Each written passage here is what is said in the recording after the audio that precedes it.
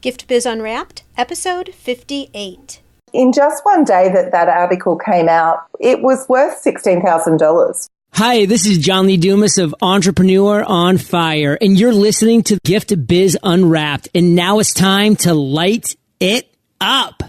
Welcome to Gift Biz Unwrapped, your source for industry-specific insights and advice to develop and grow your business. And now, here's your host, Sue Monheit. Hi there, I'm Sue, and welcome to the Gift Biz Unwrapped podcast.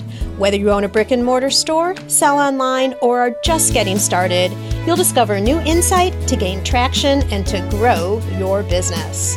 And today we have joining us Sarah Cross of Cross Success Coaching. At just 24 years old, Sarah successfully built and sold a $1 million business. It started from her kitchen table and grew to become a national corporate gift hamper service that was formally recognized as a finalist in the prestigious Australian Telstra Business Women's Awards. With the rapid expansion of Sarah's Rags to Riches business, she built systems and procedures to enable sales and marketing success. She also mastered the art of outsourcing to fulfill the demands of a highly seasonal operation. Following the success of her startup business and using her hard-won wisdom and expert insights, she's now a business mindset coach. Sarah runs training workshops, coaching programs, and retreats. She helps women transform their own enterprise and learn how to accelerate their own, very important, financially successful, rewarding businesses. All the way from Australia, welcome and thank you for joining us, Sarah. Thank you, Sue. Thank you for having me. It's nighttime for me and morning for you as we're talking. It is. We're on opposite sides, aren't we, of the world? Exactly. Well, our listeners know we like to start the conversation around the life of a motivational candle. This gives us a little bit more insight into you in an indirect way. Are you ready to light it up? Absolutely. All right. So describe to us what your motivational candle would look like. What color is it and what would the quote be on your candle? My candle is a yellow candle, which to me reflects happiness and positivity. My motivational quote, go confidently in the direction of your dreams. Live the life you have imagined. And how have you applied this to your life? I think I've always pursued my dreams, Sue.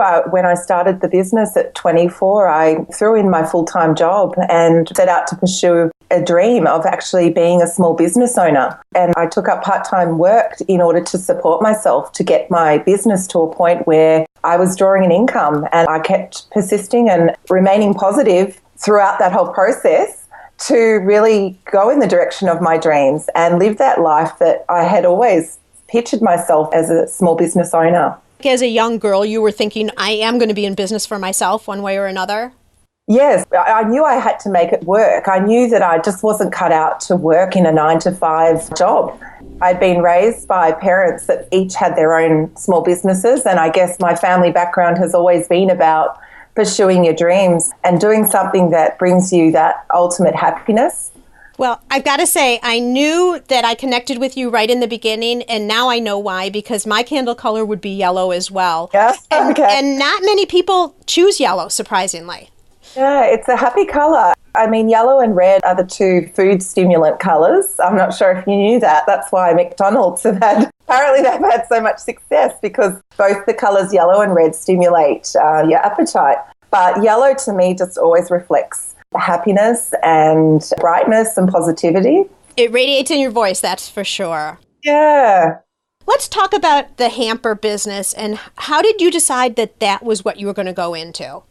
The turning point was knowing that I wanted to have my own business, but it was just a matter of diving into finding out what industry and what nature of business I wanted to have. And it was really triggered by, at the time, receiving a very sort of out-of-date, sort of old-style cane basket that was filled with items that were filled with preserves and marmalade and the idea of tin pate and things that I just would never eat or enjoy. And that's what got me thinking, if that's the standard of what is out there at the moment, I think I can do better than that. I think I can create something that would satisfy a bigger market.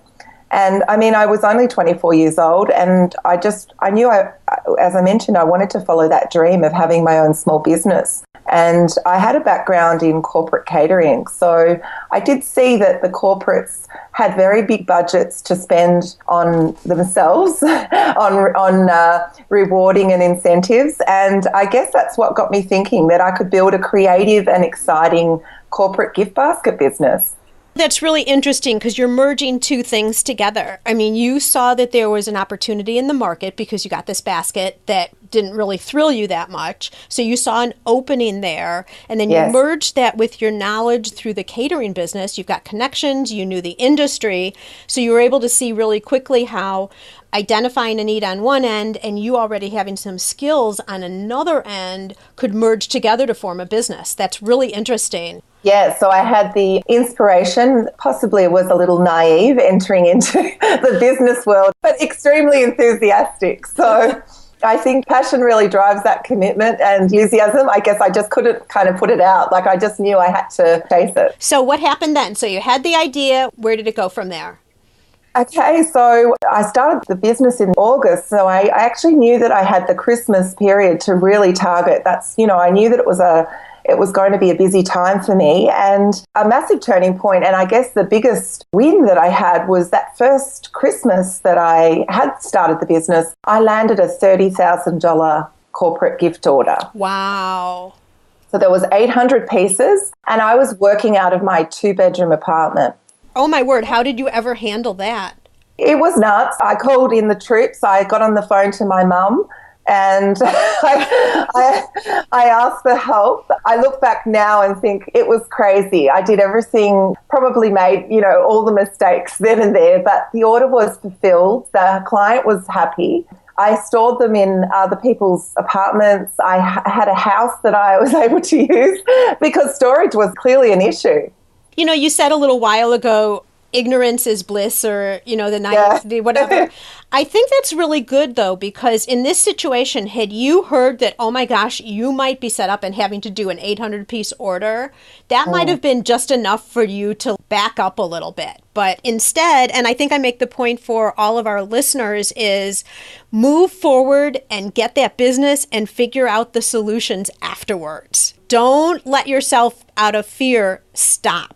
Keep moving forward. Absolutely. There was no way I was going to say no. I mean, I was literally picking my jaw up off the ground as I took the order. But I knew that I had something to fulfill and I knew that it was a massive win for my business. And that's what really set me off in the direction of pursuing the corporate gift basket target audience. They were my market then. Okay, and so how did the business then progress to the point where it was a saleable business? The essential ingredient was tapping into the sort of high season and low season of Christmas. Things were very quiet. So I guess I knew that I needed to have, they do say 60% of yearly profits are just made in 1 month of the year. That's how intensely busy this type of business can be. So I knew that if it was going to work, to make it a year-round business with getting that consistent monthly cash flow in, I had to approach industries that would sell high-ticket items like cars and houses that would actually reward their clients with client appreciation gifts. So things like closing gifts for property sales and handover gifts for the cars, for prestige car dealerships. So you really strategically decided, I'm going to need the business that will level off some of that big holiday business so that you'll have business throughout the year, because that's how you support employees too. Exactly. When you start to expand, and I went to 3 different warehouses over the course of my 10 years because I kept on outgrowing the space. So to meet the demand of that and having all the fixed costs that I needed to cover, I knew that I needed that consistency each month. I couldn't rely just upon the Christmas trade only to survive until the next Christmas. Right. Let's stick with the hamper business just for a minute. Can you talk to us about something you wished you would have known before you got started? Maybe a rocky time that you had to, there were problems you had to figure out, just some type of advice for any of our listeners who might find themselves in that situation. I think it comes down to the struggles. Everything's great at the Christmas time because it's so highly seasonal, and you come off such a high after Christmas and in the January, particularly with the corporates. It's a very quiet time.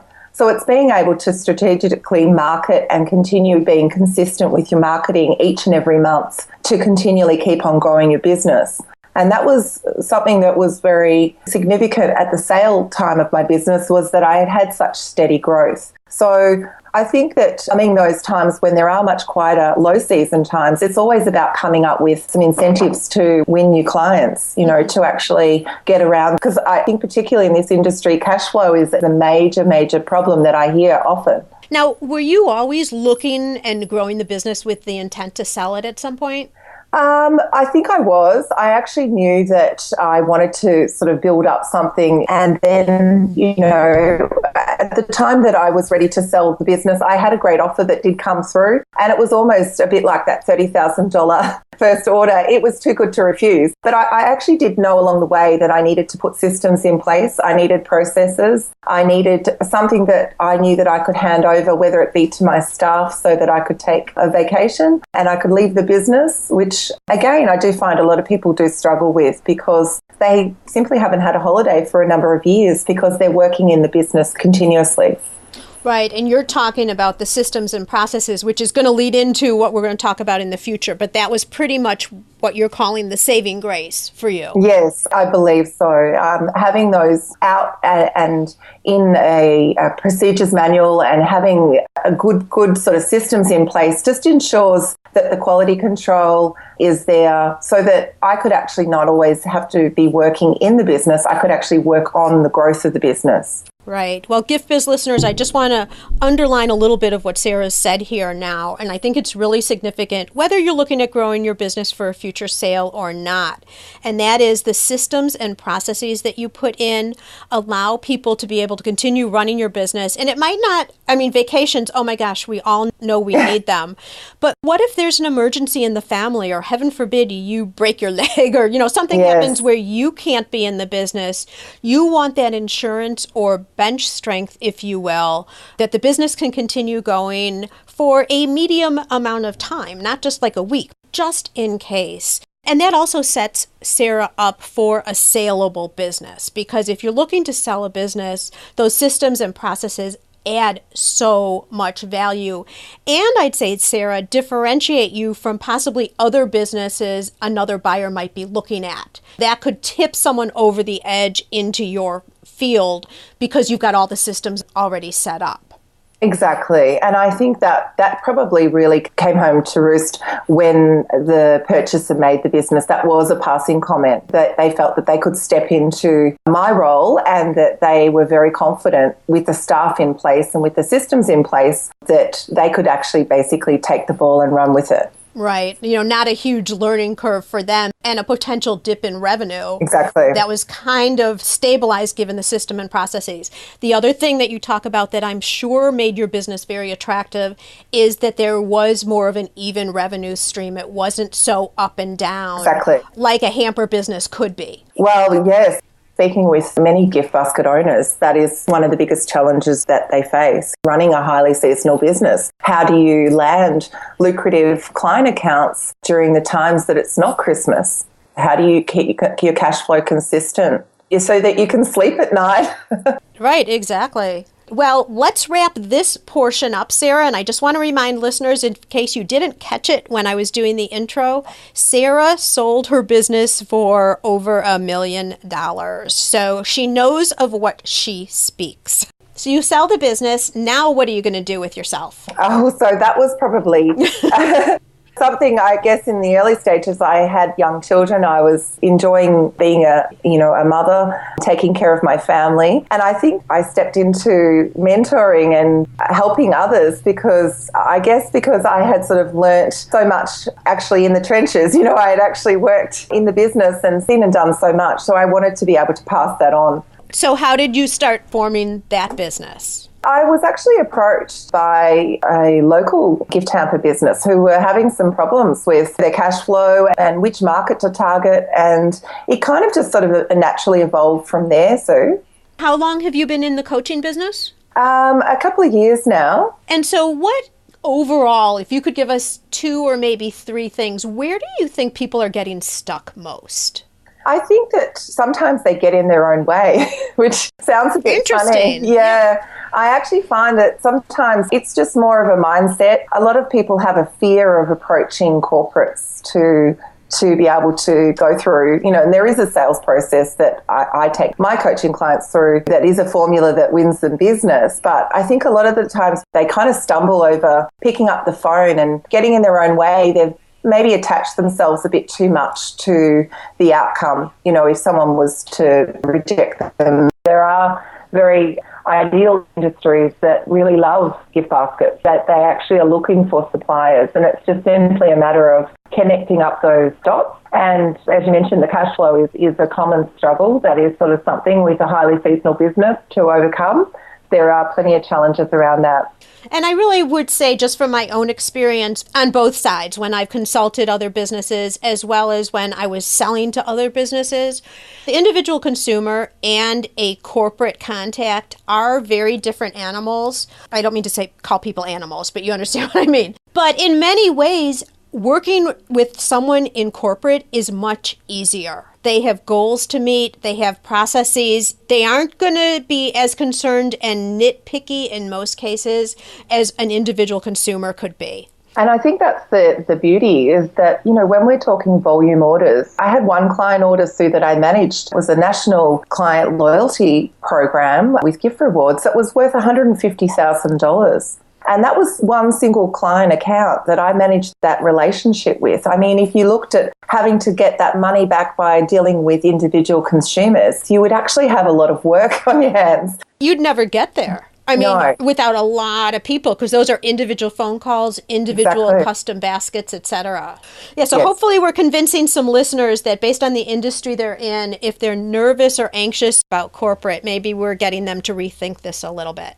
It's such a lucrative market, and it's such a profitable business to be in. I mean, it's so creative and it's such a happy, feel-good business. That's why I did it, and that's why I loved it so much. Well, let me get some more insight from you then into the business, and maybe you'll draw on actually being in the business and also now that you're consulting. What types of promotions or events or what types of things do you see today that move the needle for people in terms of bringing in new sales? One really big win for me was profiling the business. I was into a National Business Women's Awards, and I was able to be recognised as a finalist throughout all of Australia. And through that, Sue, I was invited to be featured in a number of business magazines, national newspaper features with stories about the success in the business. And in just one day that article came out, it was worth $16,000 just from people reading that article. Free advertising. Starting out, I didn't have a huge budget. So I was able to really profile and brand the business by getting a lot of activity in the media, by being part of these. And it was a fantastic experience to do as well. Right. So did you initiate profiling the business or did someone else do that for you? No, I did that. Okay, so I am so glad you bring this up because I think we overall as women aren't really good at tooting our own horn. No. Or getting out there and talking about our successes. And I think, a little bit you have to do it a little bit carefully because you can't come across as obnoxiously confident, I guess I would say.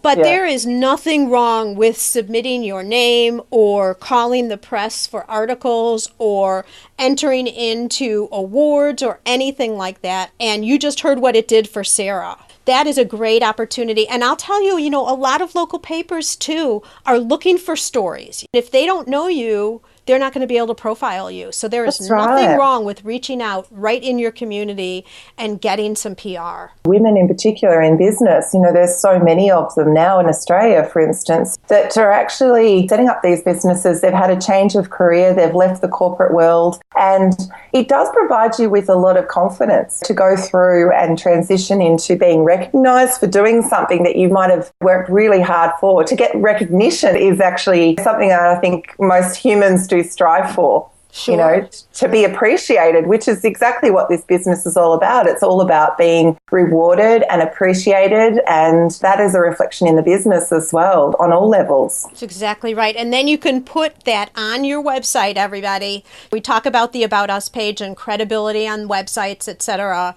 You can put all of that on your website to show that you're getting the awards, which separates you from other people, and it makes people feel comfortable in does. Confident that you are a legitimate business, especially if you do a lot of your business online.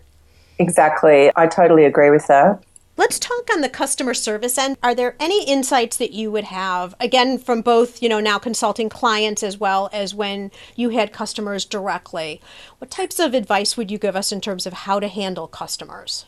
In terms of handling customers, everyone is unique. I was reading on LinkedIn, actually, they say that 69% of client-supplier relationships are made on the decision that they actually like working with you.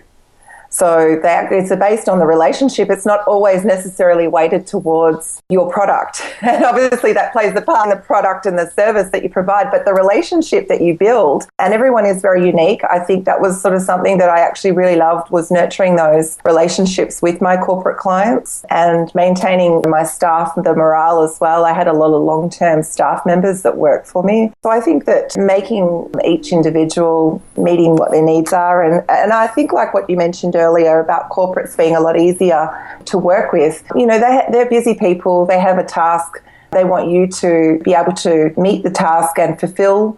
And once all that happens, they love you. And you've made them look great and everyone's happy and the feedback's fantastic and your testimonials are coming in. That was a formula that I sort of stuck with, was making sure that all their needs were met, and fulfillment of the orders was the most critical element to maintaining and keeping a really great relationship with your corporate clients. You're true to your word. You're going to follow through on what you say. If you say it's going to be done at a certain time, it is done at a certain time. And also, I think with corporate, it's your responsibility to make your contact look great. Exactly.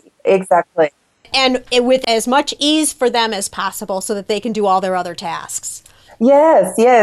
Transpiring across to now who my gift industry coaching clients, predominantly, Sue, they all tend to be just fantastic women to work with. They're all about building up their own giftware business with aspiring dreams, but at the same time, they're also busy mums looking after young families, the demands of children, raising children. And I think it's important to remind them that they are doing a really great job, wearing many hats and juggling so many daily responsibilities. Absolutely.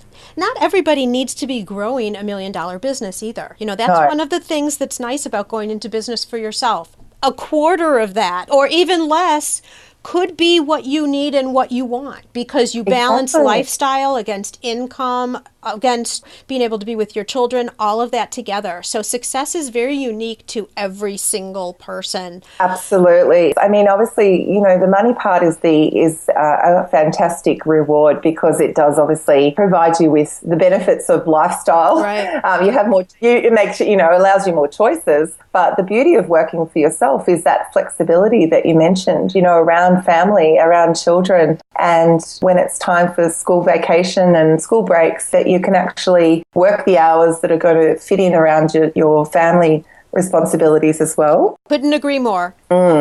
And through all of that interweaves the whole idea of relationships, that we were talking about earlier. So really important. Yeah. Okay, Sarah, I'm going to move on now into our reflection section. This is a look at you and different specific things that you're doing in the course of the day that make you successful. We've talked a little bit about the fact that you knew you were going to be an entrepreneur way from when you were a little girl. But what other trait do you think you have besides that positive yellow candle and optimism and all of that? What else is innately inside you that's helped you to be successful? Well, I guess, the positive mindset is probably the biggest thing, followed with just a dream, just with the desire to pursue that dream, just that burning sort of drive that I actually had recognized, that I wanted to be my own boss, that I wanted to have my own business. And look, there was certainly I experienced challenging times. That's where having a positive mindset and having an end goal in your mind that you can kind of tell yourself, what you want to believe. And there were challenging times with running a big business, and I also was managing an autoimmune disease. So there were certainly days that I just felt like I just couldn't get out of bed. I couldn't get dressed. But I just always believed that having that strong-minded, positive mindset and having those goals and wanting that lifestyle for your family, they're the biggest drivers in getting you to succeed, getting you to reach those goals that you set. Wonderful. So you jumped right in here with a little bit of a health issue there, right? Yes. And I know, I mean, all of us, when we're younger, we think, oh, not me, nothing's going to happen, right? Do you care to share any more, not on the personal end necessarily, but how did you overcome that and continue to be able to grow your business and just dive through with that? Because I was hit with, quite a serious illness, I was really sort of propelled the processes and systems. I knew that the staff had to basically step up on days that I wasn't well enough to be working. And so I actually knew that I needed to build a really sustainable business, and I needed to also be able to outsource. I needed to be able to recognize that I couldn't do everything. And I actually did a lot of outsourcing of labor in order to continually grow the business, but I also had to look after my own health as well.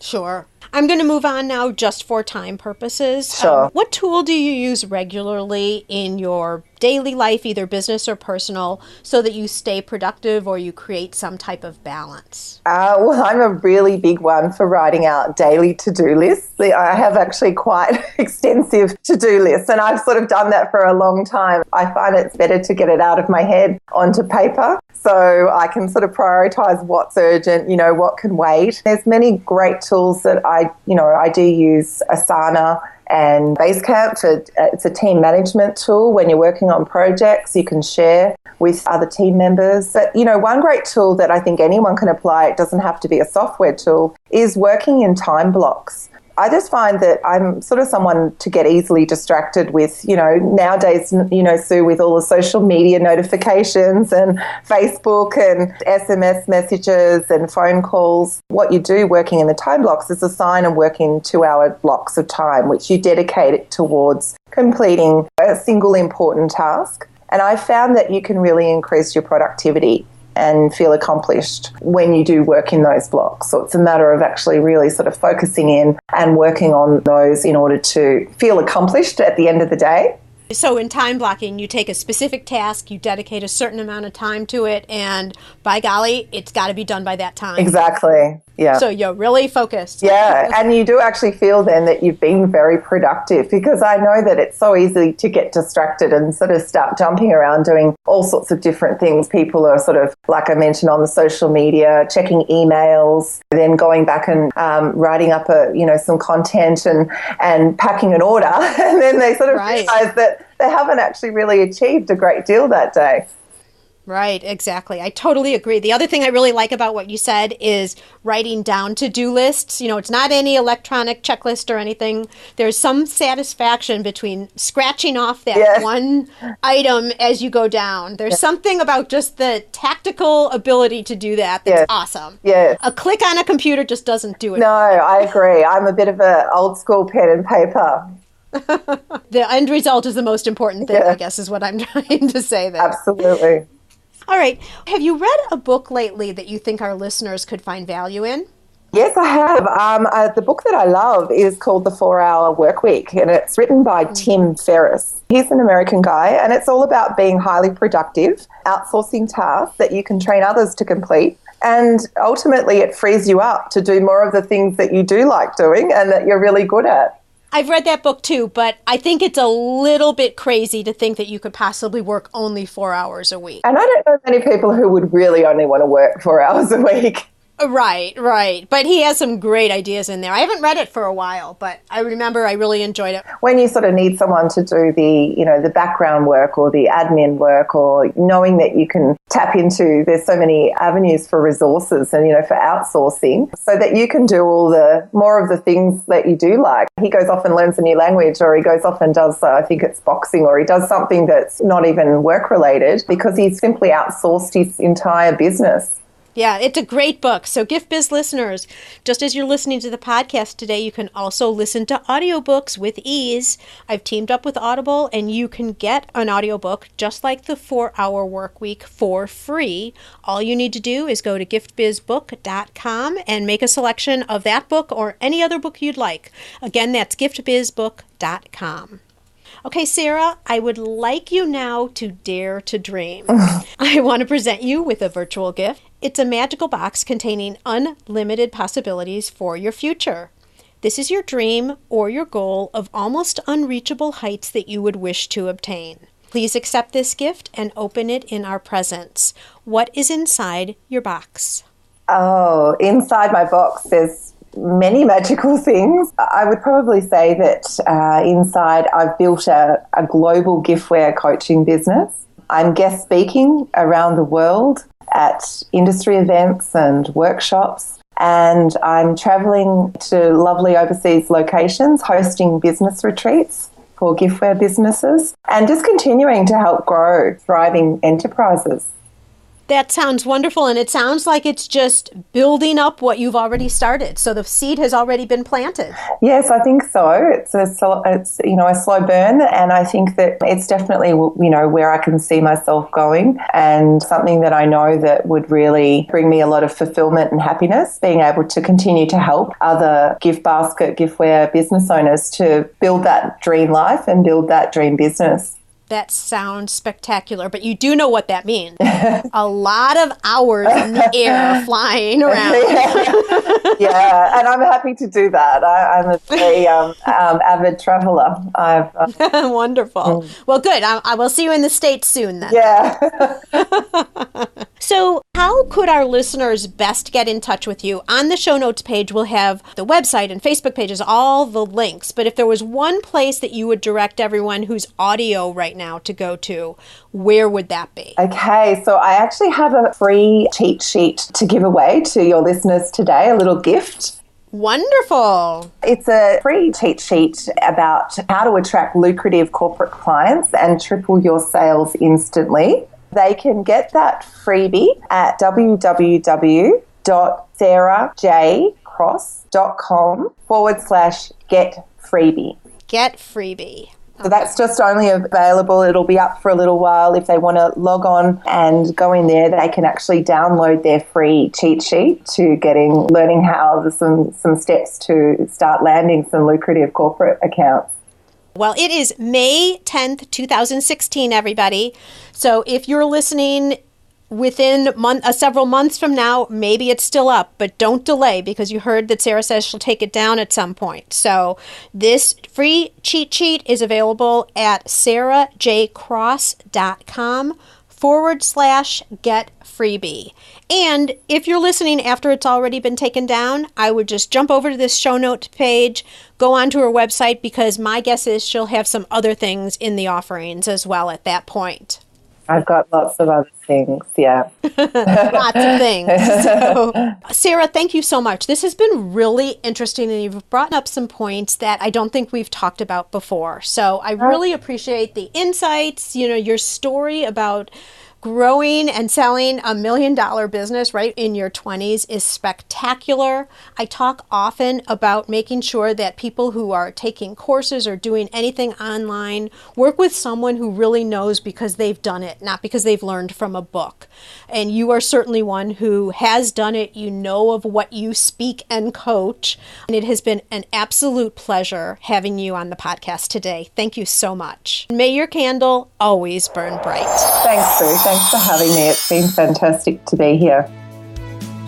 Learn how to work smarter while developing and growing your business. Download our guide called 25 Free Tools to Enhance Your Business and Life. It's our gift to you and available at giftbizunwrapped.com/tools. Thanks for listening, and be sure to join us for the next episode. Today's show is sponsored by the Ribbon Print Company. Looking for a new income source for your gift business? Customization is more popular now than ever. Brand your products with your logo, or print a Happy Birthday Jessica ribbon to add to a gift right at checkout. It's all done right in your shop or craft studio in seconds. Check out theribbonprintcompany.com for more information. After you listen to the show, if you like what you're hearing, make sure to jump over and subscribe to the show on iTunes. That way you'll automatically get the newest episodes when they go live. And thank you to those who have already left a rating and review. By subscribing, rating, and reviewing, you help to increase the visibility of Gift Biz Unwrapped. It's a great way to pay it forward to help others with their entrepreneurial journey as well.